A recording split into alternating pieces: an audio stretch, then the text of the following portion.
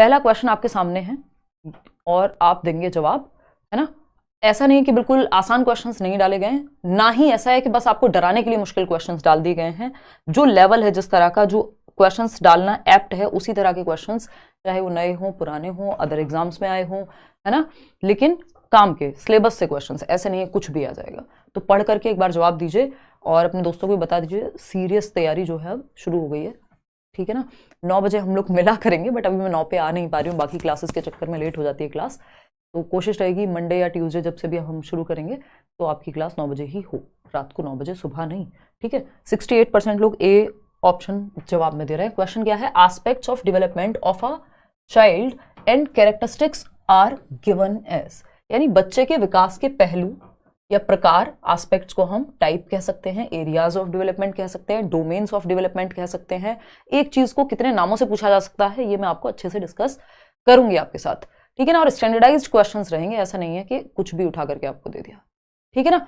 तो एस्पेक्ट्स यानी बच्चे के विकास के पहलू या प्रकार, टाइप, डोमेन, एक साइड लिखा हुआ मिलेगा और दूसरी साइड उसकी कैरेक्टरिस्टिक्स हैं, विशेषताएं हैं। तो एस्पेक्ट ऑफ डेवलपमेंट या टाइप ऑफ डेवलपमेंट एक साइड में, दूसरी साइड विशेषताएं, आपको मैच करना है। मैच द फॉलोइंग वाला क्वेश्चन है। टाइम बेसिकली इनको अब क्वेश्चन ऐसा बना देना है, क्वेश्चन पेपर में क्वेश्चन ऐसे होने चाहिए कि आपका टाइम किल हो। अगर आपने बहुत अच्छे से पढ़ाई नहीं की, बहुत अच्छे से प्रैक्टिस नहीं की, तो आप क्वेश्चन पेपर सॉल्व करने में आपका समय निकल जाएगा, टाइम ही मैनेज नहीं होगा। इसलिए इस तरह के लेंथी क्वेश्चंस डाले जाते हैं। क्वेश्चन नंबर 1 का फर्स्ट ए ऑप्शन क्या कहता है, लैंग्वेज डेवलपमेंट यानी भाषा विकास किससे जुड़ा हुआ होगा। भाषा विकास की विशेषताएं बताओ एक बार। द चाइल्ड आस्क्स क्वेश्चंस, कि बच्चा क्वेश्चन पूछता है, चलो भाई हो सकता है। कॉग्निटिव डेवलपमेंट किससे जुड़ा हुआ होगा। Cognitive development, child is able to walk on, नहीं ये तो फिजिकल डेवलपमेंट है। इमोशनल डेवलपमेंट है, द चाइल्ड फील्स हैप्पी, हाँ ये बात सही है। बच्चा चल सकता है, ये फिजिकल डेवलपमेंट का उदाहरण है।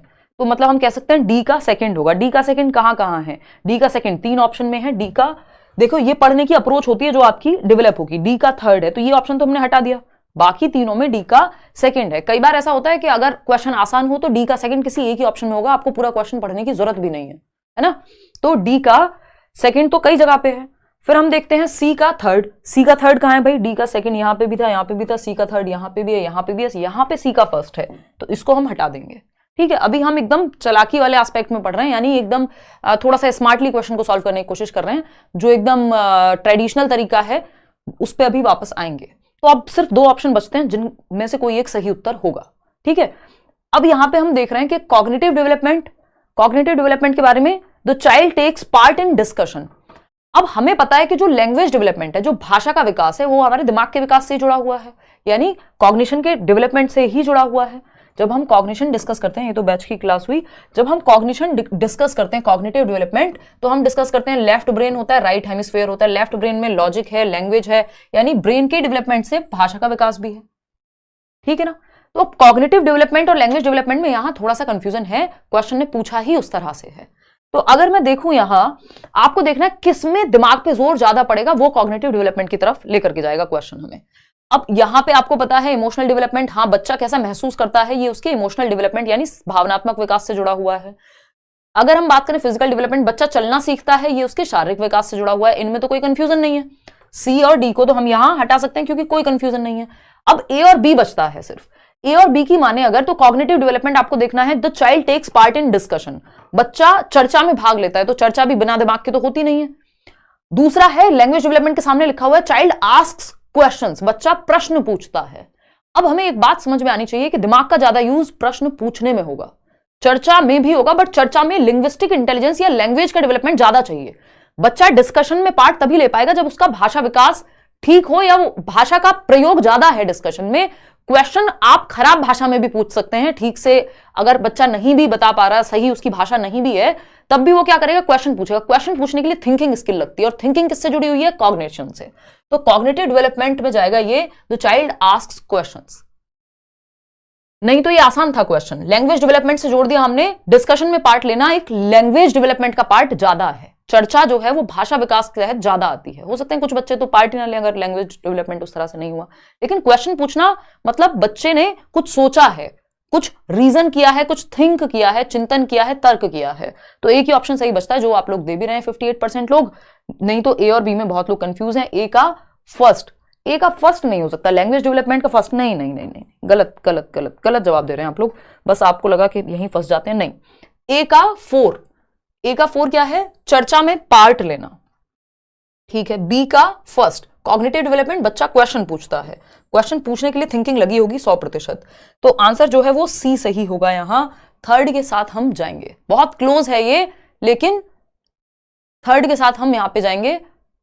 बहुत सारे लोगों ने एक ही उत्तर दे दिया है, क्योंकि आसान है ना, हमें लग रहा है लैंग्वेज मतलब बच्चे का क्वेश्चन पूछना लैंग्वेज में आ जाएगा, फिर ये इतने बेवकूफ थोड़ी हैं कि आपको सेम ही दे देंगे, बिल्कुल मैच करने की जरूरत ही नहीं पड़ेगी, है ना।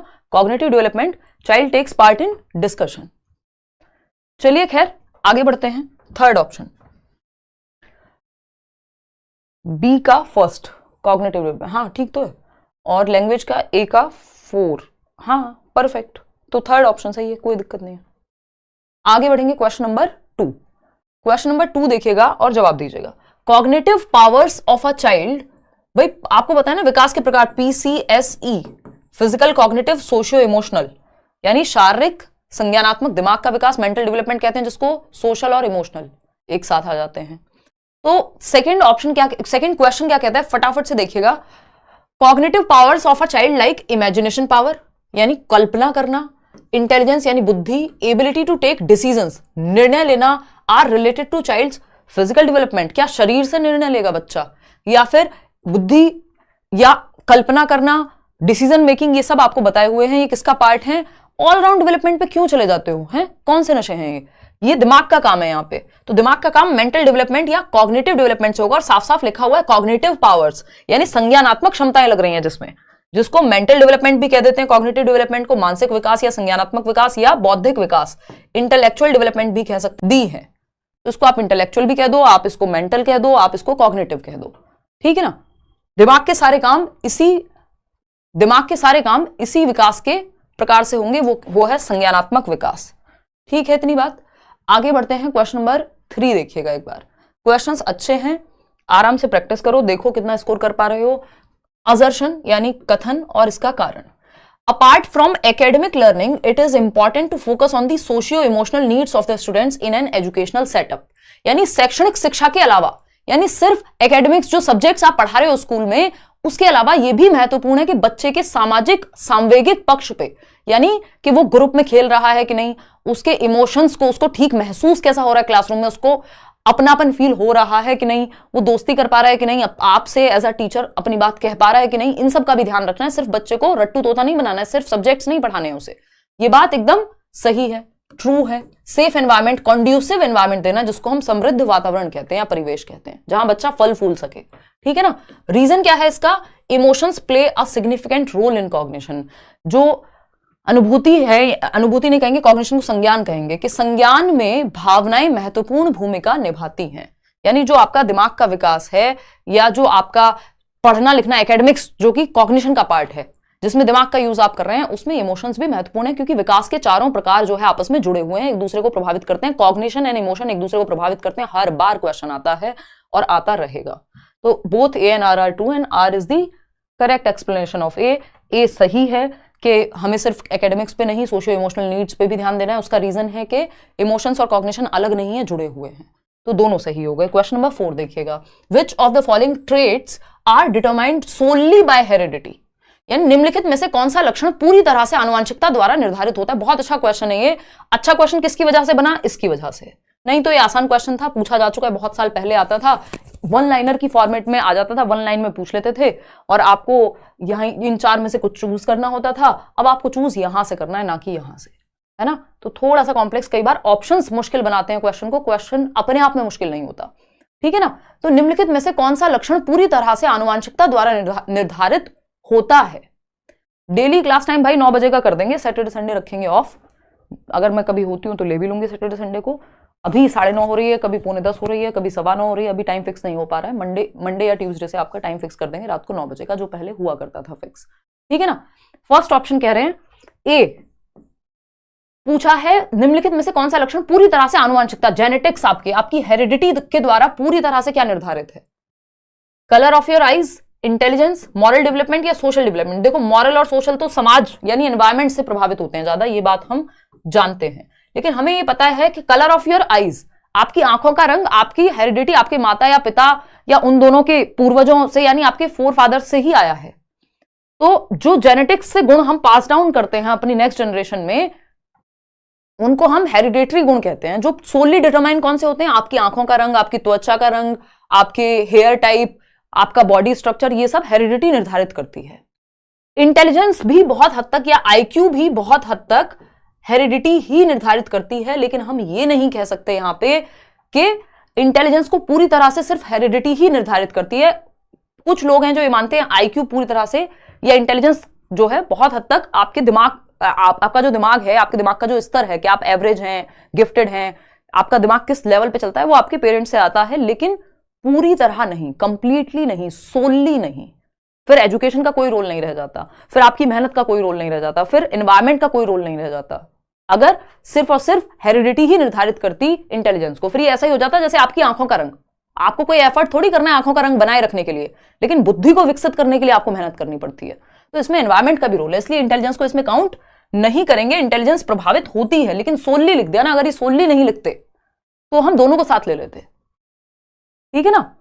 तो ये एक बेसिक सी बात है। और बहुत सारे लोग तो आईक्यू को सही भी नहीं मानते, वो कहते हैं बुद्धि एक मल्टी डायमेंशनल तत्व है जिसको बढ़ाया जा सकता है सही से काम करके। बहुत हद तक नहीं, बहुत ज्यादा चेंज नहीं आ जाएगा, लेकिन संभव है। क्वेश्चन नंबर 5 देखिएगा, असर्शन क्या है, यानी कथन है। A traditional Indian woman's role is to be in charge of domestic chores like serving her husband, looking after her children, cooking and cleaning। यानी कथन क्या है कि एक पारंपरिक भारतीय महिला की भूमिका घरेलू कामों की प्रभारी होना है, घर को संभालना है, जैसे कि अपने पति की सेवा करना, अपने बच्चों की देखभाल करना, खाना बनाना और सफाई करना, है ना। अब आप समझ पा रहे हैं ये कौन सा थॉट प्रोसेस है, ये है स्टीरियोटाइप वाला थॉट प्रोसेस, लिंग रूढ़िबद्धता। और अनफॉर्चुनेटली कुछ लोग आज भी इसी बात को मानते हैं, जीते हैं, है ना। और ये क्या है, स्टीरियोटाइपिंग है कि आप इक्वालिटी और इक्विटी दोनों में से कुछ नहीं है यहां पे अगर देखा जाए तो, ठीक है ना। तो ट्रेडिशनल इंडियन वुमेन का रोल क्या है कि वो घर में रहे, बच्चों का ध्यान रखे, पति का ध्यान रखे। ये क्या है, ये स्टीरियोटाइप को शो करता है। रीजन क्या है, gender stereotypes are beliefs held about characteristics and activity domains that are considered being appropriate for men and women। पूछा क्या है, लैंगिक रूढ़िवादिता उन विशेषताओं और गतिविधि डोमेन के बारे में धारणाएं हैं जिन्हें पुरुष और महिलाओं के लिए उपयुक्त माना जाता है, यानी ये जेंडर रोल्स हैं जो समाज बनाता है। ट्रू है ये बात एकदम, है ना। इसका जो रीजन है, इसने बताया कि ये स्टीरियोटाइप है। अगर कोई इस बात को कहता है तो ये स्टीरियोटाइप है। तो a traditional Indian women's role is to be in charge of domestic chores like serving her husband and all, both A and R are correct and R is the correct explanation of A। देखो यहां पे correct explanation का वो नहीं लिखा हुआ कि correct explanation है या नहीं है, ठीक है ना। तो A is correct and R is नहीं, वो तो फिर हम उसी सेंस में लेके जाएंगे, असर्शन और रीजनिंग वाले में ही इसको आगे बढ़ेंगे।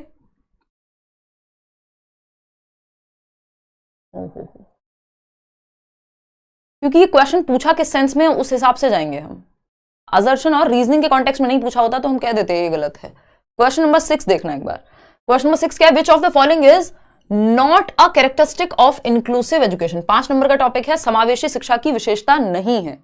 क्वेश्चन ऐसे मिलेंगे आपको पेपर में। पहला ऑप्शन है, it enhances learning only for students with special needs, यानी यह केवल विशेष आवश्यकता वाले छात्रों को सीखने में बढ़ावा देती है, यानी वो बच्चे जिनको कोई विशेष आवश्यकता है, चिल्ड्रन विद स्पेशल नीड्स जिसको हम कहते हैं, यानी किसी को देखने में दिक्कत है, सुनने में दिक्कत है, चलने में दिक्कत है, तो फिजिकल डिसेबिलिटी, विजुअल इंपेयरमेंट या ऑडिटरी प्रॉब्लम, इन सब के लिए ही है। ऐसा नहीं है, इंक्लूसिव एजुकेशन हर बच्चे के लिए है, एजुकेशन फॉर ऑल, सभी के लिए शिक्षा, ये इसका एक कोट है, सिद्धांत है जिसपे ये आधारित है कि हर बच्चा एक छत के नीचे सीख सके, चाहे किसी को देखने में दिक्कत हो, चाहे कोई गिफ्टेड हो, चाहे कोई बहुत टैलेंटेड हो, हर बच्चा, सिर्फ स्पेशल नीड वाले बच्चों के लिए नहीं होता ये inclusive education.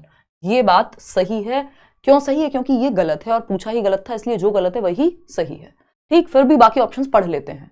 It is the shift in service from the care of disabled children to their education and personal development, यानी एक हमारी सोच में शिफ्ट है कि हम डिसेबल्ड बच्चों को उस तरह से ना देखें कि वो कुछ कर ही नहीं सकते, उनके पर्सनल डेवलपमेंट, उनके पोटेंशियल को निखारने की साइकी में, यानी हमारे थॉट प्रोसेस में बदलाव है। बात तो सही है। Inclusive education is a continuous process और एक नॉट एन अचीव्ड स्टेट और प्रोडक्ट। देखिए ये सारी चीजें जो, चाहे वो सोशलाइजेशन हो, डेवलपमेंट हो, लर्निंग हो, इंक्लूसिव एजुकेशन की बात हो रही हो, ये सारी चीजें प्रोसेस हैं, चलती हुई एक निरंतर चलने वाली प्रक्रियाएं हैं, एक प्रोडक्ट नहीं है गोली खाई इंक्लूसिव एजुकेशन आ गया, है ना, किसी ने टैबलेट दी सीटेट पास कर लिया आपने, प्रोसेस है, प्रक्रिया है, सीखना पड़ेगा।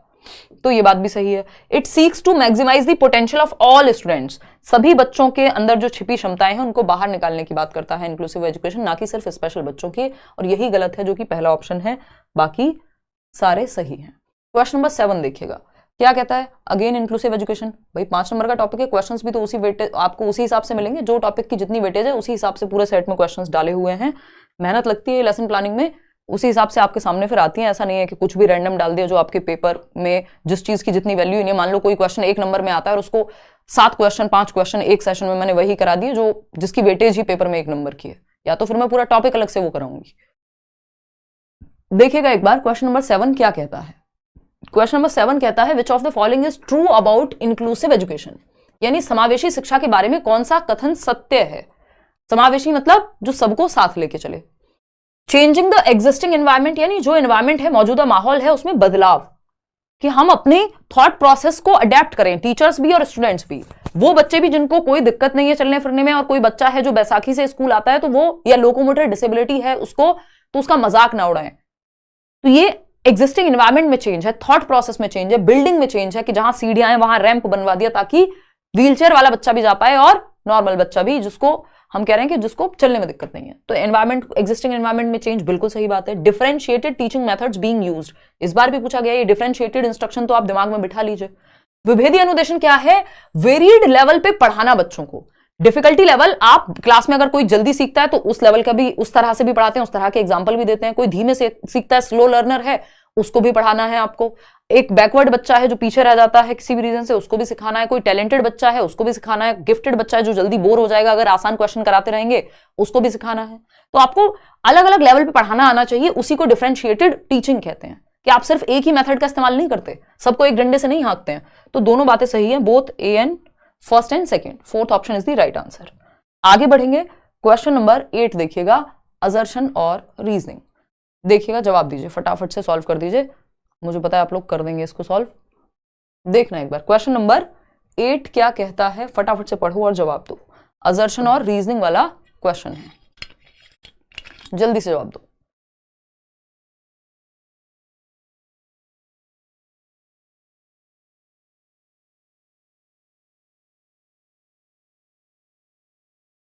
देखिएगा, थियरी क्लास यार ऐप पर चल रही है, दोनों जगह करा पाना बहुत मुश्किल है क्योंकि सिलेबस बहुत ज्यादा है और प्रैक्टिस भी करानी है। क्वेश्चन नंबर 8, उसके लिए फिर आप या तो प्रीवियस वीडियो या फिर आप कोर्स में एनरोल कर सकते हैं करियर विल पे। देखना एक बार, असर्शन क्या है, having a diverse classroom with students from varied social, economic and cultural backgrounds enriches the learning experiences of all students. यानी विभिन्न सामाजिक, आर्थिक और सांस्कृतिक पृष्ठभूमि वाले छात्रों के साथ एक विविध कक्षा होने से सभी छात्रों के सीखने के अनुभव समृद्ध होते हैं। यानी डिफरेंट तरह के बच्चे होंगे। बैच वालों को पता होगा, इंडिविजुअल डिफरेंसेस का टॉपिक कराया था कल, तो ये इंडिविजुअल डिफरेंसेस का मामला है, व्यक्तिगत विभिन्नताओं का मामला है कि सारे बच्चे क्लास में एक जैसे नहीं हो सकते। किसी बच्चे का इंटरेस्ट किसी चीज में, किसी का एटीट्यूड, एप्टीट्यूड, सीखने का स्तर, इन सब में भिन्नता पाई जाती है। और ये एक साथ डिफरेंसेस वाले बच्चे, यूनिटी इन डाइवर्सिटी की हम बात करते हैं, विभिन्नता में एकता की, तो इनको सबको साथ लेके चलना एक अच्छी बात है कि क्लास में अलग अलग तरह के बच्चे हैं। ट्रू, सही बात है। रीजन क्या है इसका, ओनली स्टूडेंट्स विद विजुअल और hearing impairment and learning disability benefit from inclusion. ये कह रहे हैं इंक्लूसिव एजुकेशन जिसमें ये सब तरह के बच्चे होते हैं, इंडिविजुअल डिफरेंसेस वाले बच्चे इंक्लूसिव एजुकेशन में होते हैं, व्यक्तिगत विभिन्नताएं वाले बच्चे। लेकिन इंक्लूसिव एजुकेशन में सिर्फ विजुअल इंपेयरमेंट वाले बच्चों पर ध्यान दिया जाता है, यानी जिनको देखने में समस्या है। तो ये बात एकदम गलत है, क्योंकि हर तरह के बच्चे पे हम ध्यान देते हैं। इंक्लूसिव एजुकेशन का मतलब ये सबको इंक्लूड करना, सबका समावेशन। तो A is true but R is false. C option या थर्ड ऑप्शन यहाँ पे सही है, जो कि आप लोग जवाब दे भी रहे हैं।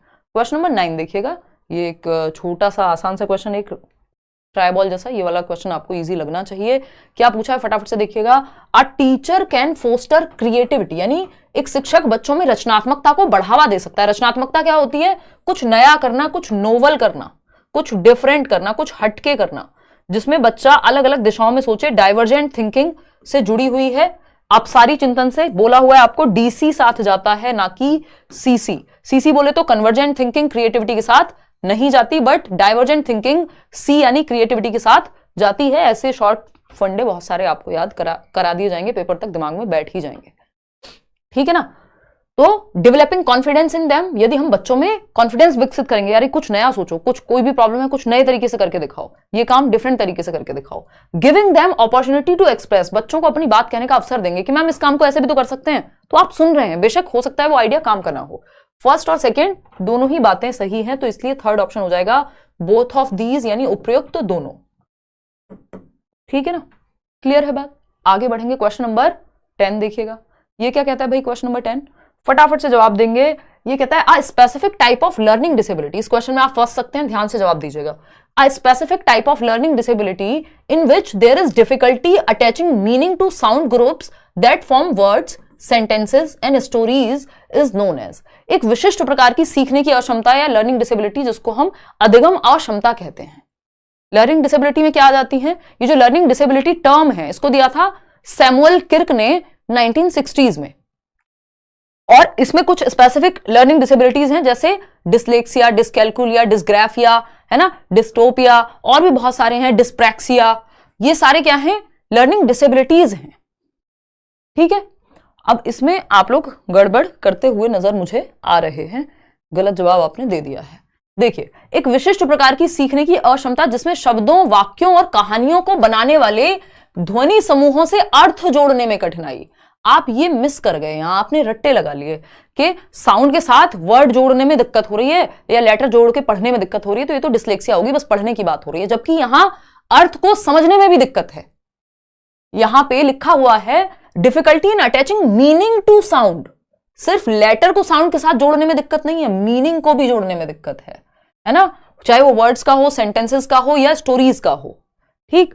ये लैंग्वेज प्रोसेसिंग डिसऑर्डर में जाएगा, LPD बोलेंगे इसको, ना कि डिसलेक्सिया में, ठीक है, क्योंकि ये मीनिंग की बात होगी, अर्थ जोड़ने की बात हो रही है। सिर्फ लेटर को B को D नहीं पढ़ रहा है, सिर्फ ऐसा नहीं है, उसको अगर वाटर लिखा हुआ तो इसका मीनिंग भी एसोसिएट करने में दिक्कत हो रही है, जबकि डिसलेक्सिया वाले बच्चों को करेक्ट ही करने में दिक्कत हो जाएगी। वो 100 को वॉज पढ़ लेगा, रिवर्स पढ़ लेगा कई बार, है ना, वो साउंड और लेटर को नहीं जोड़ पाता। यहां पे मीनिंग को समझने में भी दिक्कत है, यानी लैंग्वेज को प्रोसेस करने में दिक्कत हो रही है। भाषा प्रसंस्करण विकार कहेंगे इसको। इसमें एक प्रकार होता है जिसमें सुन के समझने में दिक्कत होती है, APD कहते हैं उसको, auditory processing disorder.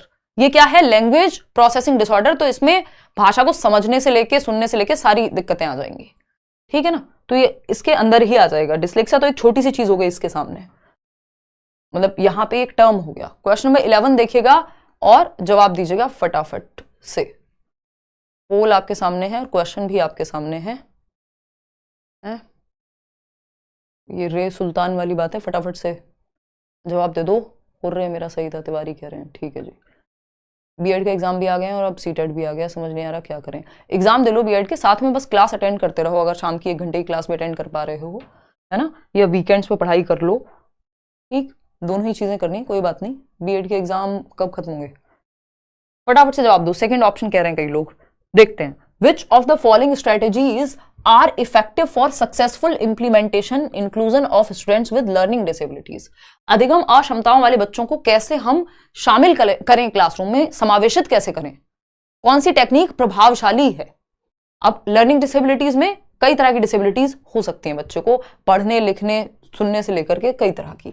Use of multiple means of representation of content, भाई सामग्री को दिखाने के या पढ़ाने के कई तरीके हो सकते हैं। अगर बच्चे को पढ़ने में दिक्कत होती है, आप उसको सुना करके समझा सकते हैं, है ना। अगर उसको लिखने में दिक्कत है, डिस्ग्रेफिया है, तो आप ओरल टेस्ट ले सकते हैं या ओरली उसको कोई प्रेजेंटेशन दिखा सकते हैं। तो मल्टीपल वेज हो सकते हैं रिप्रेजेंट करने के, कंटेंट को दर्शाने के। Promoting individualised educational planning, IEP कहते हैं, ये इंक्लूसिव एजुकेशन में बहुत काम का होता है। ये प्लान्स होते हैं इंडिविजुअलाइज्ड एजुकेशन प्लान, जिनको व्यक्तिगत शैक्षिक योजना कहते हैं, यानी इंडिविजुअल नीड के अकॉर्डिंग अलग अलग बच्चों के लिए, स्पेशल नीड वाले बच्चों के लिए बनाए जाते हैं व्यक्तिगत शैक्षिक योजना। तो जिस बच्चे में जो क्षमता है उस तरह से उसको डील करने के लिए एक लेसन प्लानिंग आपने अलग से बनाई हुई है, ये भी पॉजिटिव होता है। Promoting outcome oriented goals instead of process oriented goals, अब आपको ये ध्यान रखना है, प्रोडक्ट ओरिएंटेड या आउटकम ओरिएंटेड पे नहीं चलना, प्रोसेस ओरिएंटेड पे चलना है, प्रक्रिया पे ध्यान देना है लर्निंग की, ना कि नंबर कितने आए। तो ये आउटकम ओरिएंटेड नहीं कि कितने % आए। Setting up same standard for all students, ये बात मैं आपको बता चुकी हूं, सबको एक डंडे से नहीं हाँकना, यानी don't beat everyone with the same stick, सबको सेम मेथड से पढ़ाना, सब बच्चों के लिए सेम स्टैंडर्ड सेट करना। ये सुनने में अच्छा लगता है नहीं, तो ये दोनों तो गलत हो गए, फर्स्ट और सेकंड ही सही है जो कि थर्ड ऑप्शन में गिवन है, और आप लोग 42% लोग सही जवाब दे भी पा रहे हैं। आगे बढ़ते हैं क्वेश्चन नंबर 12 पर, देखते हैं क्या कहता है भाई क्वेश्चन नंबर 12। क्वेश्चन नंबर 12 कहता है children's engagement with learning in schools is influenced by which of the following factors, यानी स्कूलों में सीखने के प्रति बच्चों का जुड़ाव निम्न में से किस कारक से प्रभावित होगा। कौन सा फैक्टर है जो इन्फ्लुएंस करेगा सीखने को स्कूल्स में, लर्निंग को। सोशलाइजेशन बाय द फैमिली, परिवार द्वारा सामाजिकरण, यानी परिवार में वो कैसे कहाँ बिहेव करते हैं, कैसे रहते हैं, कोई घर पे आए तो नमस्ते करते हैं, है ना, दादी नानी चाची कहानियां सुना रही हैं, पापा स्टोरीज सुना रहे हैं, तो ये सबसे सामाजिकरण हो रहा है और सीख भी रहा है बच्चा। बात तो ठीक है ना, तो ये बात तो सही है। पीयर रिलेशंस, जो अपने सहपाठी हैं, उसके दोस्त हैं स्कूल में, क्लासरूम में, आसपास मोहल्ले के भी दोस्त हो सकते हैं पीयर्स, उनसे वो कुछ कुछ चीजें सीखता है, उनसे भाषा से लेके खेल से लेके बहुत सारी बातें वो करता है, तो ये बात भी सही है, ये भी लर्निंग में हेल्प करेगा। कल्चरल वैल्यूज, सांस्कृतिक मूल्य, जिस संस्कृति में आप रहते हैं वहां के किस्से कहानियां पहनावा बहुत सारी चीजें ये भी प्रभाव डालती हैं। Self esteem of the children, यानी बच्चों का स्वाभिमान, या कि उनका ये बिलीफ कि वो कुछ कर सकते हैं, ये सेल्फ एस्टीम है, ये बहुत महत्व डालती है। अगर आप बच्चे को बचपन से ही अगर वो टॉक्सिक माहौल में है, टॉक्सिक बोले तो जहां वायलेंस देखा है उसने, उत्पीड़न देखा है अलग अलग तरह का, तो हो सकता है कि उसकी सेल्फ एस्टीम पे, या सिर्फ बचपन से मारपीट ही होती रही है उसके साथ, तो उसके, हमारे यहाँ हालांकि भारत में ये बहुत कॉमन है, हमसे पहली जनरेशन में तो बहुत ही कॉमन था कि बच्चों को मारना पीटना कोई बहुत बड़ी बात थी नहीं, आज भी बहुत सारी जगह पे यही हालत है। लेकिन इससे क्या होगा, सेल्फ एस्टीम पे प्रभाव पड़ता है बच्चे की, उसका खुद में कॉन्फिडेंस, या वो उसका खुद में विश्वास कि वो कुछ कर सकता है, इस चीज पे प्रभाव पड़ता है। तो चारों बातें यहां सही है, ये चारों ही लर्निंग को यानी बच्चे के सीखने को प्रभावित करेंगे आगे जाके, तो चारों ही सही हो गए, तो थर्ड ऑप्शन सही है। 81% लोग सही जवाब दे रहे हैं, है ना। पहले तो ये भी होता था कि मेरे और आपके पेरेंट्स के जमाने में हो सकता है कुछ लोगों की किस्मत ज्यादा खराब रही हो, अगर इस मामले में कह सकते हैं रैंडमली, है ना। वैसे किस्मत में ज्यादा विश्वास मेरा कोई है नहीं, तो अगर हम देखें तो ये हो सकता है कि कुछ लोगों को ये कह दिया जाता था कि भाई स्कूल में मास्टर जी को या मास्टरनी को कि हड्डी हमारी और खाल आपकी, अपना ठीक से हिसाब किताब कर लेना, तो वो वाले, लेकिन वो हेल्दी नहीं है बच्चे के लिए, वो चीज बच्चे के लिए ठीक नहीं है। ऑप्शन 3 कह रहे हैं आप लोग, ये क्वेश्चन नंबर है 13। What is the adverse effect of insisting on the same answers from all children, यानी सभी बच्चों से एक ही जैसे उत्तर पे आप जोर दे रहे हैं कि सबको एक ही तरह का उत्तर देना चाहिए, क्या प्रतिकूल प्रभाव पड़ेगा इस बात का कि सबसे आप एक्सपेक्ट कर रहे हैं सेम तरह का उत्तर दे, यानी बच्चे रोबोट बन जाएं, अपना दिमाग ही ना लगाएं, अपने एग्जाम्पल्स ही ना दें, तो ये रट्टाफिकेशन है। It will discourage children from listening to the teacher, यह बच्चों को शिक्षक की बात सुनने से हतोत्साहित करेगा। नहीं, शिक्षक की बात ही तो सुन रहे हैं वो, अगर वो सेम उत्तर दे रहे हैं तो शिक्षक की बात ही तो सुनना सीख रहे हैं, ऐसा तो नहीं है। It will stop children from speaking in the classroom, यह बच्चों को कक्षा में बोलने से रोकेगा। शिक्षक ने ये थोड़ी कहा है कि जवाब ही नहीं देना है, बट सबके जैसा देना है, एक ही जवाब देना है, तो जिससे एक ने सुन लिया सारे बच्चे वही जवाब देने लगेंगे, तो ऐसा तो नहीं है कि बोलना ही बंद हो जाएगा। कुछ हद तक एक्सप्रेशन प्रभावित हो सकता है बट नहीं। It will hinder the growth of the child's own understanding and imagination, ये सही उत्तर है कि ये बच्चे की खुद की समझ, खुद की सोच, खुद की कल्पना शक्ति, वो इमेजिन करता, कुछ नया जवाब लेकर के आता, कुछ इंटरेस्टिंग किस्सा सुनाता, कुछ उदाहरण देता अपने जीवन के अनुभव के आधार पे, वो उससे रोक देगी ये चीज। क्यों? क्योंकि टीचर ने तो कहा है जो किताब में लिखवा दिया है, जो नोटबुक में लिखवा दिया है, वही जवाब बिल्कुल उल्टी करके आना है, यानी उसी को उगल देना है पेपर में, एक शब्द भी इधर उधर किया तो नंबर कट जाएंगे। तो इससे बच्चा अपना दिमाग लगाना ही छोड़ देगा, रट्टे पे ध्यान जाएगा, बस रोट लर्निंग हो जाएगी फिर तो इससे ये नुकसान होगा कि वो अपनी इमेजिनेशन जो उसकी हो सकती थी, उसकी क्रिएटिविटी निकल करके नहीं आएगी। It will encourage children to copy from others, ये तो कोई मतलब इतना पॉजिटिव बात है ही नहीं, मेन मुद्दा है ये कि उसकी खुद की अंडरस्टैंडिंग और इमेजिनेशन दब जाएगी, कॉपी करने के लिए वो एनकरेज करेगा, और ये सब सेकेंडरी बातें, मुद्दे की बात है सी ऑप्शन। ठीक, तो कुछ ऑप्शंस तो आपको जस्ट भटकाने के लिए होते हैं। क्वेश्चन नंबर 14 देखिएगा। क्वेश्चन नंबर 14 क्या कहता है भाई, what type of questions promote thinking skills in children. अब इसको आप क्रिटिकल थिंकिंग कह लीजिए, आप ये क्वेश्चन आता ही है, पहले से आता है ये। क्रिटिकल थिंकिंग पे अब ज्यादा जोर आ गया है नेशनल एजुकेशन पॉलिसी आने के बाद, बट थिंकिंग स्किल पे क्वेश्चन हमेशा से आता है सीटेट में, इवन क्रिटिकल थिंकिंग पे भी। ठीक है ना, आ जाओ पढ़ लो। शादी में सुंदर लग रही थी, अब हो गई उस बात को, पुरानी बात हो गई वो, है ना, शादी हो गई, मेरी नहीं सिस्टर की। ठीक है ना, थैंक यू, कॉम्प्लीमेंट लेना नहीं आता मुझे, हाँ ये मत कह देना, थैंक यू, बहुत अच्छा लगा। ठीक, बट एक काम करो, अब जवाब दे दो, नहीं तो पेपर आ रहा है, फिर आप पेपर में सुंदर नहीं लग पाओगे। किस प्रकार के प्रश्न बच्चों में सोच कौशल या चिंतन कौशल का विकास करा पाएंगे या बढ़ावा दे पाएंगे कि बच्चे की सोचने की क्षमता पे प्रभाव पड़े? बताओ एक बार। पर्सनल रिस्पॉन्स क्वेश्चंस, इस तरह का क्वेश्चन इस बार भी पूछा हुआ है। व्यक्तिगत प्रतिक्रिया प्रश्न कि आपकी क्या ओपिनियन है किसी चीज को लेकर के, है ना, आपकी क्या ओपिनियन है किसी चीज को लेकर के। कोई कह रहा है लहंगा कितने का था, संडे वार्ता में करेंगे ऐसी फालतू बातें, पढ़ लो अभी। पर्सनल रिस्पॉन्स क्वेश्चंस, व्यक्तिगत प्रतिक्रिया प्रश्न। व्यक्तिगत प्रतिक्रिया प्रश्न मतलब जहां पे आप बच्चे की ओपिनियन मांग रहे हैं। ओपिनियन से रिलेटेड इस बार भी एक क्वेश्चन था ना, क्योंकि ओपिनियन फॉर्म करने में आपका दिमाग लगेगा, आपको सोचना पड़ेगा, आपको सोचना पड़ेगा कि बच्चे की ओपिनियन क्या है, इस पे सोचना पड़ेगा। एक तो मुझे पता नहीं क्या डिसलेक्सिक जैसी बिहेवियर हो रहे हैं आजकल, मेरे स्पेलिंग इधर उधर हो गई दिमाग में, है ना। पर्सनल रिस्पॉन्स क्वेश्चंस, व्यक्तिगत प्रतिक्रिया प्रश्न। क्लोज्ड एंडेड में कोई सोचना डेवलप नहीं होता, क्लोज्ड एंडेड है, यस और नो, वन वर्ड टाइप के क्वेश्चंस। फैक्चुअल क्वेश्चंस में भी यस और नो या फैक्चुअल क्वेश्चन में आपका अपना दिमाग नहीं लगता। देश की राजधानी क्या है आप फटाफट से बता देते हैं, दिल्ली है, तो ये इसमें आपका दिमाग नहीं लगा, ये फैक्ट है, ठीक है ना। इतनी बात क्लियर है? ठीक है इतनी बात, या कोई दिक्कत परेशानी है बताइए, फटाफट से जवाब दीजिए। फर्स्ट ऑप्शन कह रहे हैं 47% लोग। Questions based on purely on reading text, यानी सिर्फ पढ़ के ही क्वेश्चंस कर पाए वो नहीं। पर्सनल रिस्पॉन्स, उनका क्या विचार है, उनकी पर्सनल ओपिनियन क्या है, तो इसमें उनकी थिंकिंग प्रोसेस निकल करके आती है। क्वेश्चन नंबर 15 देखिएगा, ये क्या कहता है, choose the correct order of steps followed in a problem solving approach. समस्या समाधान दृष्टिकोण में अपनाए गए चरणों को सही क्रम में लगाना है आपको। पहला ऑप्शन है डिफाइनिंग द प्रॉब्लम, यानी समस्या को परिभाषित करना।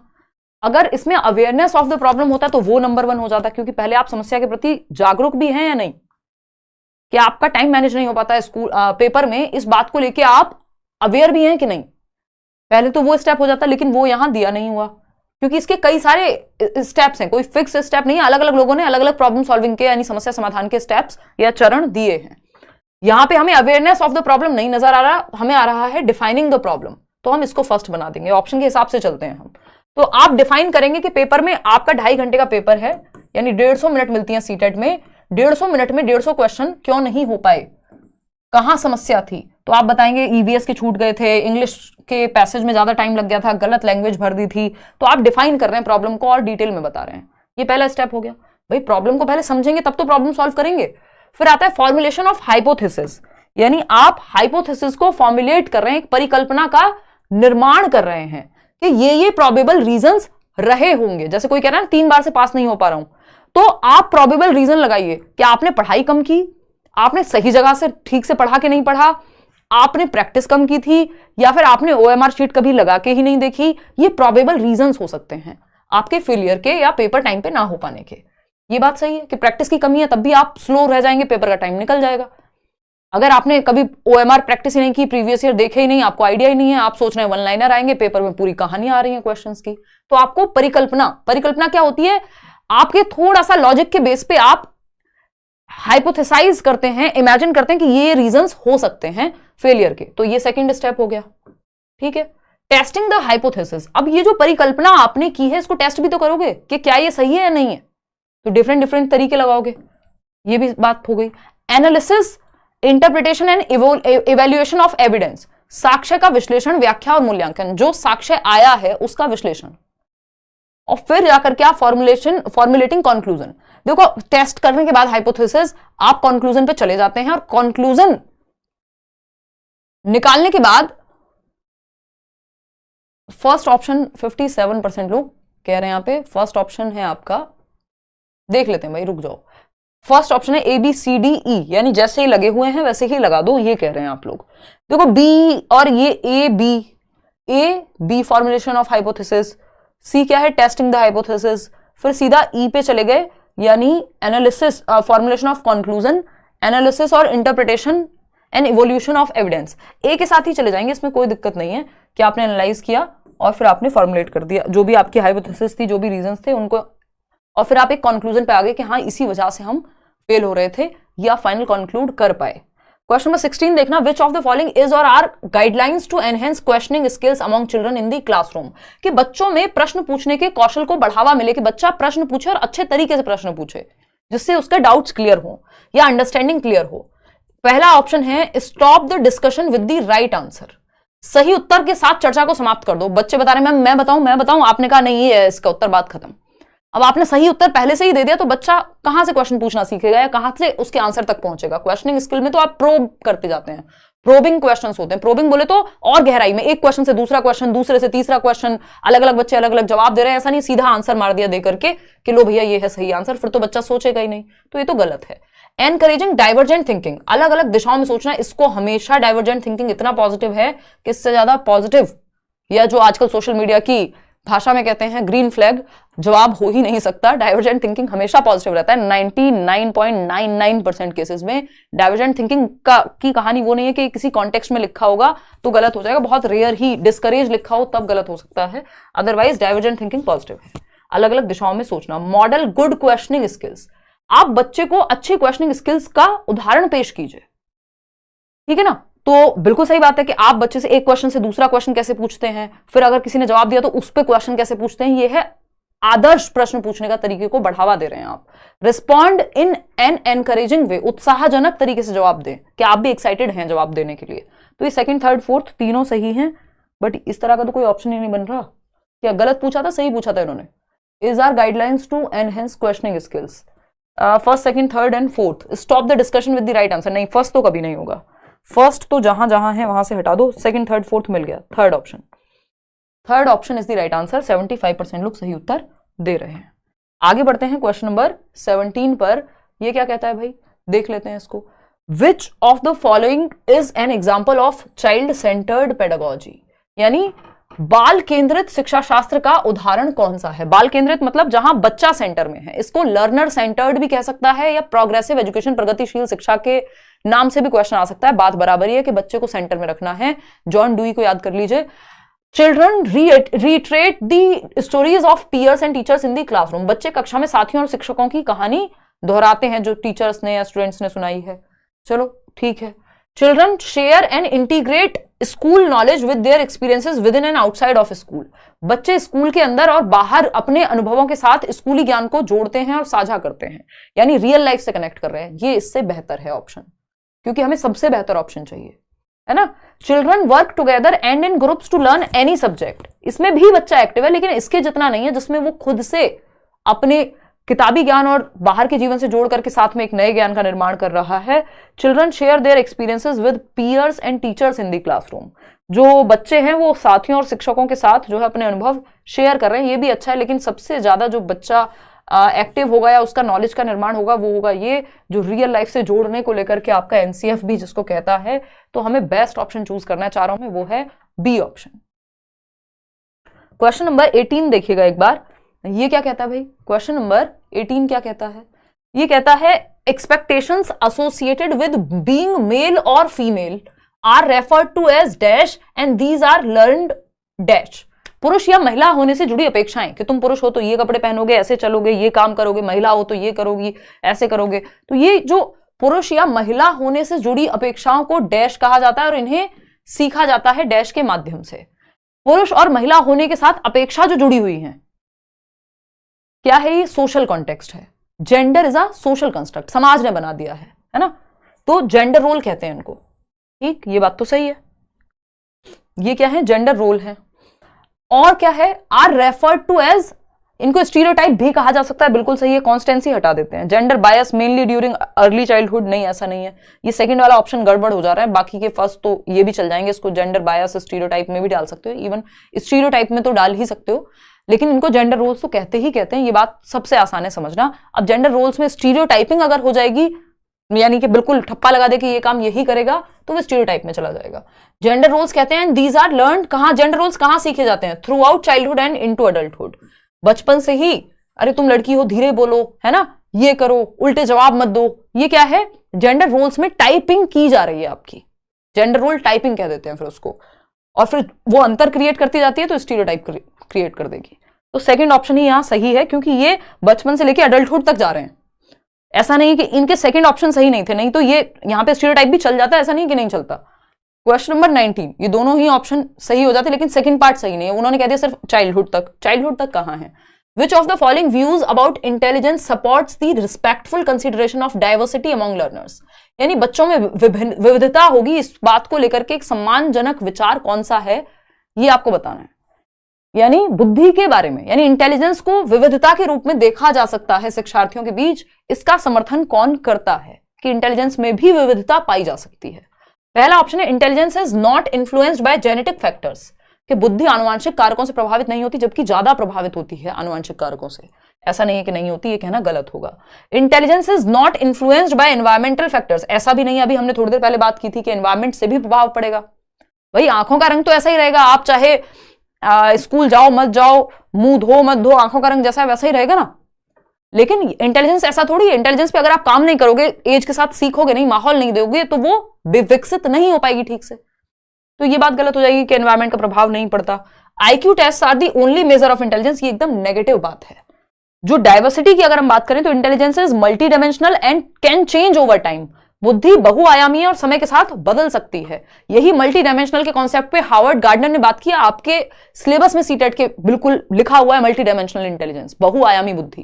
यानी बुद्धि के कई आयाम हैं, अलग अलग प्रकार से बच्चे इंटेलिजेंट हो सकते हैं। कोई स्पोर्ट्स में, कोई डांस में अच्छा होगा, कोई एकेडमिक्स में अच्छा होगा, तो वो सब इंटेलिजेंट है। लेकिन फोर्थ ऑप्शन 8 प्रकार की बुद्धि बताई भी हुई है गार्डनर ने। क्वेश्चन नंबर 20 देखिएगा, ये कहता है who among the following critiqued the concept of general intelligence and proposed an alternative theory of intelligence. ये सीटेट में आया हुआ क्वेश्चन है, नए पुराने अलग अलग एग्जाम्स में आए हुए आपके जो क्वेश्चंस हैं वो सब मिक्स करके मिलेंगे आपको, लेकिन मिलेंगे सिलेबस से ही।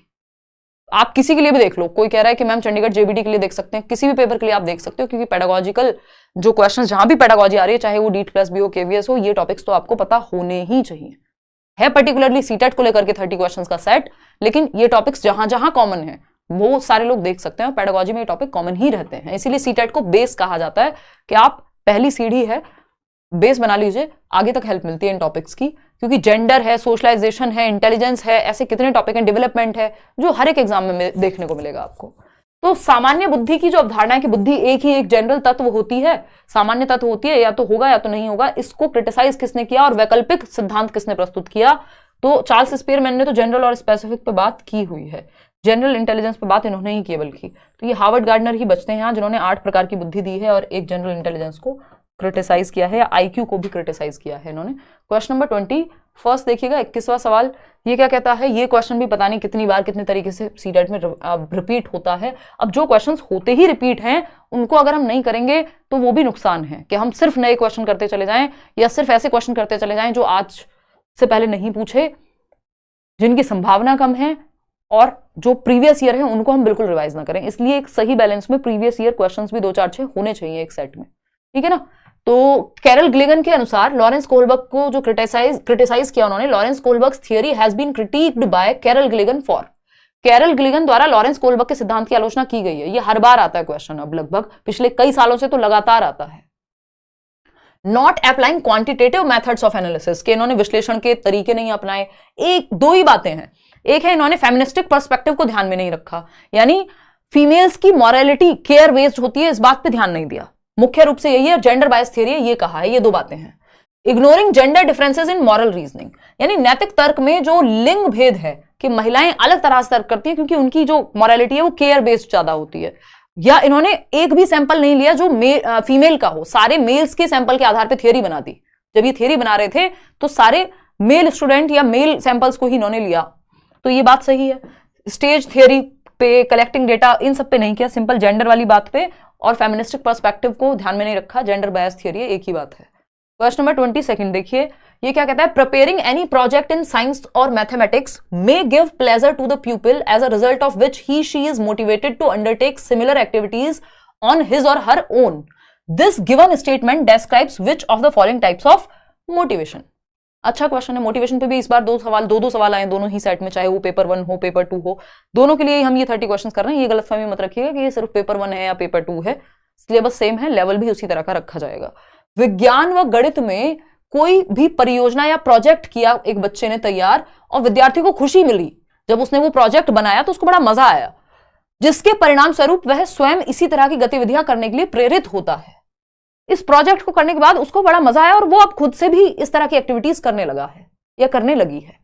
ये कौन से प्रकार की अभिप्रेरणा है? दो प्रकार की अभिप्रेरणा होती है, एक इंटरनल और एक एक्सटर्नल। इंटरनल में रीजन अंदर होता है, एक्सटर्नल में रीजन बाहर होता है।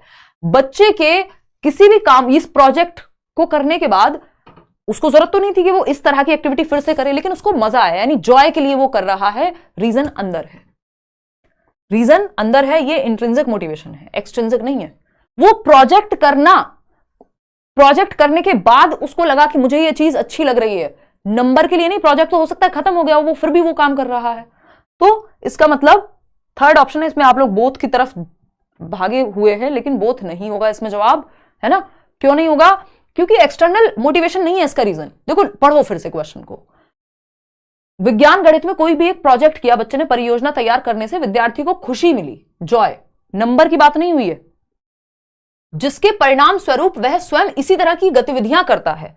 वो प्रोजेक्ट करना एक्सटर्नल काम होगा, लेकिन उसको खुशी मिली है, जॉय मिला है, इंटरनल। अब उसके बेस पे वो आगे ऐसे और प्रोजेक्ट्स कर रही है अपनी मर्जी के लिए, स्कूल वालों ने नहीं कहा। तो ये गतिविधि जो है, यह दिया गया कथन निम्नलिखित में से किस प्रकार की प्रेरणा का वर्णन करता है? भाई ये आंतरिक प्रेरणा है कि उसको खुशी मिली। मिला क्या? अगर बाहरी चीज मिली होती, कोई रिवॉर्ड, नंबर, मार्क्स, इस तरह का कोई शील्ड मिली होती, तो हम कहते हैं ये एक्सटर्नल है, या दोनों भी है, क्योंकि खुशी भी मिली और शील्ड भी मिली। यहां सिर्फ खुशी के मिलने पे बच्चे ने आगे वो काम किया है, तो इंट्रिंसिक मोटिवेशन है केवल एक में। ठीक है जी, हिंदी में मैंने ठीक कर दिया, वहां वन मिसिंग था। ठीक, तो third option is the right answer. Question number 23 देख लीजिए एक बार। Miss Prerna would like her students to be motivated to do their work without bribing them with treats or promises of extra recess time. Which one of the following is the type of motivation she should encourage in her students? Paper में 2 question आए हुए हैं, मैंने set में भी 2 question डाले हैं आपके मोटिवेशन के। इंक्लूसिव एजुकेशन 5 नंबर का आता है, तो कम से कम 4-5 क्वेश्चन आपको मिलेंगे। 30 आउट ऑफ 30 सीरीज का मतलब ये नहीं बस 30 क्वेश्चन उठाए कुछ भी और करा दिए। जिस तरह से पेपर बनता है उसी तरह के क्वेश्चन उसी प्रोपोर्शन में आपको मिलेंगे, ठीक है ना। रिवॉर्ड और गिफ्ट के लिए होता है एक्सट्रिंसिक। हाँ बिल्कुल अनन्या, देखिएगा सेकंड क्वेश्चन 55% लोग सेकंड ऑप्शन कह रहे हैं। देखो समझते हैं कहानी क्या है। मिस प्रेरणा चाहती है, मिस प्रेरणा क्या है? टीचर हैं, उनके छात्र उन्हें रिश्वत या अतिरिक्त अवकाश के लिए, या रिसेस टाइम मतलब लंच टाइम को और 10 मिनट एक्स्ट्रा एक्सटेंड कर दिया जाए इसलिए, या उनको रिवॉर्ड मिलेगा, उनको प्राइज मनी मिलेगा, उनको फर्स्ट आएंगे वो, उनको स्टार मिलेगा, इन सब के लिए काम ना करें, बल्कि अपने आप से काम करें, इन सबके बिना काम करें। तो वो किस तरह से बच्चों को मोटिवेट करना चाहती हैं, वो है इंट्रिंसिक मोटिवेशन। और आपको बेहतर भी यही होती है पॉजिटिव इंटरनल, जिसका रीजन हो, जिसका लोकस ऑफ कंट्रोल, जिसका सेंटर ऑफ कंट्रोल, जिसका रीजन इंटरनल होता है। और ये लंबी रेस का घोड़े वाली बात है कि ये ज्यादा लंबी चलती है, इंटरनल मोटिवेशन ही बेटर है। बाहर तो आज चॉकलेट मिल रही है, कल को चॉकलेट से बड़ा कुछ चाहिए होगा, परसों कुछ और चाहिए होगा, तो अंत नहीं होता। यहां पे इंटरनल जॉय आपको मिलता है जब आप कोई काम करते हैं, ठीक है ना। लोकस ऑफ कंट्रोल इंटरनल है, यहां पे खाली लोकस ऑफ कंट्रोल लिखने से कुछ नहीं होगा। इंट्रिंसिक, लोकस ऑफ कंट्रोल का मतलब है सेंटर क्या है मोटिवेशन का। तो इंटरनल में इंटरनल, इंट्रिंसिक में इंटरनल होता है, एक्सटर्नल में एक्सट्रिंसिक होता है। क्वेश्चन नंबर 24 देखिएगा क्या कहता है भाई ये। Children learn the knowledge, skills, values and customs of the society only through formal agencies. बच्चे औपचारिक एजेंसियों के माध्यम से ही समाज के ज्ञान, कौशल, मूल्य और रीति रिवाजों को सीखते हैं। औपचारिक एजेंसीज क्या है? औपचारिक एजेंसी स्कूल हो सकती है, औपचारिक एजेंसी लाइब्रेरी हो सकती है, औपचारिक एजेंसी कोई ट्रेनिंग दिला रहे हैं आप बच्चे को कोई म्यूजिक की या किसी भी चीज की, वो सब औपचारिक एजेंसी है फॉर्मल, जहां पे रूल्स हैं, यूनिफॉर्म है, सारी चीजें हैं। तो ओनली थ्रू फॉर्मल नहीं भाई, हम तो जीवन से सीखते हैं, परिवार से सीखते हैं, वैल्यूज हुई, नॉलेज हुई, ज्ञान तो आप, स्किल्स भी आप अपने दोस्तों से सीख लेते हैं। वो नाव बनाना बचपन में कागज की कौन सा फॉर्मल एजेंसी में सीखा था? दोस्तों से सीख लिया, टीवी से सीख लिया। तो इनफॉर्मल से भी सीख लेते हैं हम, तो औपचारिक और अनौपचारिक दोनों से सीखते हैं। तो ये तो फॉल्स हो गया, ये तो गलत है। Socialisation is a simple and linear process that takes place in a well planned manner. इस बार के क्वेश्चन में भी अगर आप देखेंगे तो एक क्वेश्चन है जिसमें एक लाइन ऐसे ही पूछी हुई है, इसके जैसा सा ही क्वेश्चन है कि सोशलाइजेशन को लीनियर प्रोसेस कह दिया गया। सोशलाइजेशन लीनियर प्रोसेस नहीं हो सकती। इसके साथ साथ मैंने आपको बताया था, देखो लीनियर का मतलब होता है स्ट्रेट लाइन, आज 2 फिर कल भी 2, 2 4 6 ऐसे बस हर दिन बराबर चलता रहेगा। लीनियर नहीं होती, और इसका मैंने एग्जांपल भी आपको दिया था, रेखीय नहीं होती, स्पाइरल होती है। कोई भी प्रोसेस, चाहे वो लर्निंग हो, डेवलपमेंट हो, यानी अधिगम हो, विकास हो, मेच्योरिटी हो, चाहे वो आपकी कोई भी प्रोसेस का नाम ले लो आप, सोशलाइजेशन यानी सामाजिकरण हो, चाहे हम इंक्लूसिव एजुकेशन की बात कर लें, प्रोसेसेस कॉम्प्लेक्स होती हैं, सिंपल नहीं होती, लीनियर नहीं होती, रेखीय नहीं होती, स्पाइरल होती है, आगे पीछे। एक दिन आप कुछ सीखते हैं, दूसरे दिन डाउट आता है, सर में दर्द रहता है, तीसरे दिन जाके क्लियर होती है, तब आप आगे बढ़ते हैं नेक्स्ट चैप्टर पे। तो ये लीनियर प्रोसेस जैसा कुछ नहीं होता। और इसका मैंने एग्जांपल भी दिया था, वो जो टीवी में नहीं चलता रहता, हार्ट बीट चलती रहती है एक व्यक्ति की, जैसे ही वो डेड हो जाएगा तो स्ट्रेट लाइन हो जाएगी, टाटा बाय बाय फिनिश। तो लीनियर नहीं होगी लर्निंग या कोई भी प्रोसेस। जो सोशलाइजेशन भी सिंपल प्रोसेस नहीं है, कॉम्प्लेक्स है। समाज बदलता रहता है समय के साथ, नियम बदलते रहते हैं, सही और गलत का मीनिंग बदलता रहता है। तो दोनों ही गलत हैं, both A and R false, दोनों ही बातें यहां गलत हो गई। क्वेश्चन नंबर 25 देखिए, 5 सवाल और बचे हैं। क्वेश्चन नंबर 25 है, Jean Piaget's constructivism proposes that children progress through 4 stages of cognitive development। 4 stages हैं पियाजे के संज्ञानात्मक विकास की थियोरी में। SPCF से आपको याद कराया हुआ है, नहीं किया है तो अब कर लीजिए। S फॉर सेंसरी मोटर, संवेदी परख, जन्म से 2 वर्ष। P फॉर प्री ऑपरेशनल, पूर्व संक्रियात्मक 2 से 7 वर्ष। कॉन्क्रीट ऑपरेशनल C से मूर्त संक्रियात्मक 7 से 11 वर्ष। फॉर्मल ऑपरेशनल औपचारिक संक्रियात्मक 11 से 15 वर्ष। ये 4 स्टेजेस हैं जिसमें बच्चे का संज्ञान, उसकी समझ, उसके दिमाग का विकास होगा पियाजे के अनुसार। कैसे? Bye acting upon the environment, वातावरण के साथ अंतःक्रिया करके। Through social interactions with more knowledgeable others. More knowledgeable others का कॉन्सेप्ट वाइगोस्की लेकर के आए हैं कि अपने से ज्यादा जानने वाले लोगों में चर्चा करो, बैठो तो आप भी सीख जाओगे। ये वाइगोस्की कहते हैं। पियाजे कह रहे हैं अपने एनवायरमेंट में एक्टिविटी करते हुए, वो पेन के साथ खेल रहा है तब भी वो अपनी समझ बढ़ा लेगा। जरूरी नहीं है वहां पे मोर नॉलेजेबल अदर ही हो कोई, तो पर्यावरण भी यहाँ पे शामिल है, फिजिकल एनवायरमेंट भी, सिर्फ सोशल नहीं। ठीक है ना? इमिटेशन, नकल करके, रिवॉर्ड के थ्रू, रिवॉर्ड और पनिशमेंट की बात पियाजे वाइगोस्की करेंगे नहीं, ये बच्चों को एक्टिव रखने की बात करेंगे। फिर आता है क्वेश्चन नंबर 26। पियाजे के क्वेश्चन आपको देखने को मिलते हैं, 2 से 3 क्वेश्चन आ जाते हैं। मैंने इसी तरीके से 2 क्वेश्चन कम से कम डाले हैं, है ना? अकॉर्डिंग टू जीन पियाजे, at which stage of cognitive development can children operate on operations and perform hypothetico deductive thinking. यानी बच्चे जो हैं वो ऑपरेशंस पे यानी संक्रियाओं पे काम कर सकते हैं। ऑपरेशंस का मतलब है लॉजिक। हाइपोथेटिको डिडक्टिव रीजनिंग भी आ जाएगी। तो हाइपोथेटिको लिखते ही तो आपको समझ जाना चाहिए कि ये फॉर्मल ऑपरेशन की बात हो रही है, और ऑपरेशंस पे ऑपरेट कर सकते हैं, इसका मतलब लॉजिक के परे चले गए, अब एब्स्ट्रैक्ट थिंकिंग, अमूर्त चिंतन भी कर सकते हैं। 11 से 15 वर्ष। हाइपोथेटिको डिडक्टिव रीजनिंग आती ही यहां है। अगर आप पहले ऑप्शन में कंफ्यूज थे तब भी सेकंड से आप पता लगा सकते हैं। अब आते हैं क्वेश्चन वाइगोस्की का उठाते हैं। Dash is very important in लेव वाइगोस्कीज थियरी फॉर कॉग्निटिव डेवलपमेंट। बच्चे के दिमाग के विकास पे ही थियरीज दी है, चाहे वो पियाजे हो या वाइगोस्की हो। पियाजे की थियरी का नाम ही है पियाजेज कॉग्निटिव डेवलपमेंट, वहीं वाइगोस्की की थियरी का नाम है वाइगोस्कीज सोशियो कल्चरल अप्रोच। तो इनकी थियरी के नाम में कॉग्निटिव डेवलपमेंट नहीं है, लेकिन ये है संज्ञान यानी बच्चे की समझ के विकास को लेकर के ही ये थियरी बनाई गई है। तो आपको पता है सोसाइटी, कल्चर और लैंग्वेज, SCL, VPL होता था ना, ब्लो पॉवर्टी लाइन, उसी तरह से हमने यहाँ पे SCL बनाया हुआ है ताकि आप याद रख सकें। एक ये छोटे छोटे निमोनिक्स हैं, याद रखने की टेक्निक्स हैं कि ये शॉर्ट फॉर्म से हमें याद रह जाता है। तो सोसाइटी, कल्चर, लैंग्वेज जहां दिख जाए वहीं वाइगोस्की समझ जाइएगा। मैचुरेशन, पनिशमेंट, अडेप्टेशन, ये सब फालतू बातें हो जाएंगी। या तो सोसाइटी, कल्चर या लैंग्वेज, इन तीनों में से कुछ मिल जाए तो वो कल्चर की बात करते हैं कि कैसे सांस्कृतिक उपकरण, चाहे वो भाषा हो, लोग हों, दादी नानी की कहानियां हों, ये हमारे दिमाग को कैसे विकसित करती हैं। क्वेश्चन नंबर 28 देखिएगा, क्या कहता है? With respect to inclusion of students with disabilities in regular schools, which of the following provision is against the rights of persons with disabilities act 2016। इस बार RPWD एक्ट पे डायरेक्ट क्वेश्चन नहीं आया है, लेकिन ऐसा नहीं है कि आता नहीं है, पूछा नहीं जा सकता। तो हमें वो कॉन्सेप्ट्स भी करके चलने हैं क्वेश्चंस के, वो क्वेश्चंस भी करके चलने हैं जो इस बार नहीं पूछे बट पूछे जा सकते हैं, उनको छोड़ के नहीं जाएंगे। ठीक है? प्रथा कह रही है कि आपके कारण मेरे दोनों पेपर क्लियर हो गए। लव फ्रॉम असम, बहुत बढ़िया जी, देश भर से प्यार मिलता है, अच्छा लगता है ये देख करके। देखिएगा, फटाफट से बताओ। नियमित स्कूलों में दिव्यांग छात्रों को शामिल करने के संबंध में RPWD act, right of persons with disabilities act, इसमें कितनी डिसेबिलिटीज हैं? 21। क्या कहता है? ये पूछा है हमसे। एक्स्ट्रा टाइम फॉर क्या कहता है या क्या नहीं कहता है? एक minute. Regular schools, which of the following is against, against पूछा है। देखो ये ही खेल हो जाता है, एक शब्द से उत्तर बदल जाएगा। शामिल करने के संबंध में निम्नलिखित में से कौन सा प्रावधान दिव्यांग व्यक्तियों के अधिकार अधिनियम, दिव्यांग लिख लीजिएगा इसको काट करके, विरुद्ध है? विरुद्ध पूछा है, तो नॉट वाला क्वेश्चन हो गया। पहला ऑप्शन है extra time for completion of examination paper, हाँ ठीक है। Facility of scribe to meet the students need, कि अगर बच्चे को जरूरत है तो एक स्क्राइब आप साथ में लेकर के जा सकते हैं। एग्जामिनेशन पेपर, यदि कोई पर्सन विद डिसेबिलिटी है जिसको मोर देन 40 मिनिमम 40 यानी 40% या उससे अधिक डिसेबिलिटी है, तो एक सर्टिफिकेट बनेगा। और ये सारी जो भी हेल्प्स हैं, या कह लीजिए एक तरह से क्या कहेंगे इसको, रिजर्वेशंस हैं एक तरह से जो मिलेंगे, ठीक है ना, बेनिफिट्स कह लो। Compulsory second and third language courses, ऐसा कुछ नहीं कहा गया कि दिव्यांग बच्चों को आरपीडब्ल्यूडी एक्ट में कंपलसरीली 2 भाषाएं, द्वितीय या तीसरी भाषा पढ़ाई ही जाएगी, कंपलसरी नहीं है ये। और मदर टंग की बात होती है जनरली।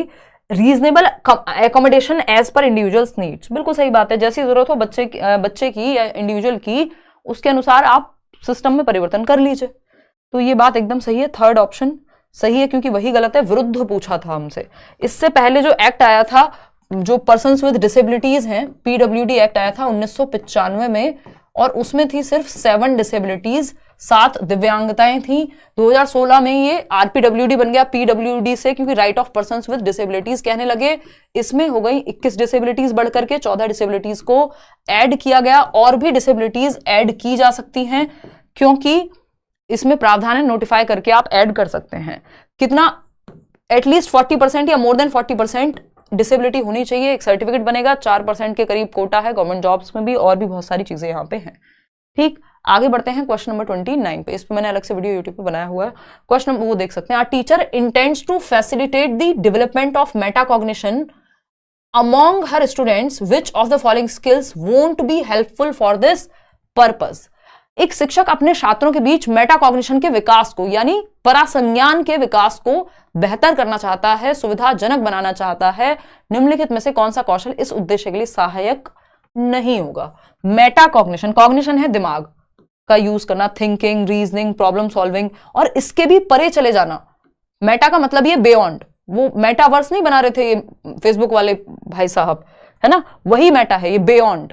मेटा मतलब बियॉन्ड, तो बियॉन्ड कॉग्निशन यानी थिंकिंग के परे thinking, thinking about thinking, awareness about awareness, जिसमें आपके दिमाग की थोड़े से ढक्कन और खुले, यानी थिंकिंग पे भी आप सोच रहे हैं। तो ये क्या, इवेल्युएट करना, हाँ सही है, प्लानिंग करना, मॉनिटर करना, ये सारी चीजें आ जाती हैं। लेकिन रट्टा लगाना तो नहीं आएगा ना, रटकर याद करना तो नहीं आएगा ना मेटाकॉग्निशन में। ये आपको नोट्स में भी गिवन है, इस पर चर्चा कभी और भी अच्छे से करेंगे कि आप रिफ्लेक्ट कर रहे हैं, आप प्लानिंग कर रहे हैं, आप रिव्यू कर रहे हैं कि सीटेट पास करना है, पिछली बार फेल हो गया था, क्या सही करूं इस बार, कि इन 3 महीने में कैसी प्लानिंग करूं, कहां से क्या क्या पढ़ना है, ताकि कोई गुंजाइश ही ना बचे। तो आप खुद से एक प्लान करके, रिव्यू करके, रिफ्लेक्ट करके खुद ही इवेल्युएट करेंगे साथ में इस चीज को, तो वो मेटाकॉग्निटिव एबिलिटीज आपकी वहां यूज होंगी। Constructivist approach considers learning as, रचनावादी दृष्टिकोण सीखने को इस प्रकार मानता है, किस प्रकार? लास्ट क्वेश्चन है आज का, डिसऑर्गेनाइज्ड एंड यूनिलेटरल। देखिए एक पक्षीय नहीं होती, लर्निंग जो है वो मल्टीलेटरल होगी या मल्टी डायमेंशनल होगी। डिसऑर्गेनाइज नहीं, ऑर्गेनाइज होंगी चीजें, तब तो दिमाग में सेट होंगी। अगर एक पेज इसका, दूसरा पेज किसी और चैप्टर का, तो कहां से ऑर्गेनाइज होंगी? ये नहीं। रचनावादी लोग बच्चे को एक्टिव रखने पे फोकस करेंगे। इडियोसिंक्रेटिक एंड डिसकनेक्टेड, विलक्षण और असंबद्ध। डिसकनेक्टेड मतलब चंक्स में, मतलब डिसकनेक्टेड चंक्स, जो एक टॉपिक दूसरे टॉपिक से रिलेट ही नहीं करता, प्रीवियस नॉलेज से नई नॉलेज को जोड़ ही नहीं रहे, पूर्व ज्ञान से, तो ये भी गड़बड़ है। इंटरएक्टिव एंड एक्टिव, हाँ बच्चे को एक्टिव रखना है कंस्ट्रक्टिविज्म में, और ये कंस्ट्रक्टिविस्ट कौन लोग हैं, क्वेश्चन इस पे आता ही है, अगर आप पेपर उठा के देखेंगे, पियाजे, वाइगोस्की, ब्रूनर, ये सब कंस्ट्रक्टिविस्ट लोग हैं। ये अलग से आपको टॉपिक में नहीं लिखा मिलेगा सिलेबस में, बट कंस्ट्रक्टिविज्म पियाजे और वाइगोस्की में ही आप काउंट कर सकते हैं। इंटरएक्टिव यानी बच्चे अंतःक्रिया कर रहे हैं, डिस्कशन कर रहे हैं, डिबेट कर रहे हैं, चर्चाएं कर रहे हैं, एक्टिव हैं। पैसिव नहीं होंगे बच्चे। कंस्ट्रक्टिविज्म में बच्चा ज्ञान की सृजन करता है, ज्ञान की रचना करता है। लिटिल साइंटिस्ट कहा है पियाजे ने, नन्हा वैज्ञानिक है, अपने ज्ञान का सक्रिय निर्माण कर सकता है। तो कंस्ट्रक्टिविज्म तो कंस्ट्रक्शन ऑफ नॉलेज, ज्ञान का निर्माण, बच्चे को एक्टिव रखने पे, मीनिंग मेकिंग यानी अर्थ निर्माण पे फोकस करेगा, बच्चे को सेंटर में रखेगा।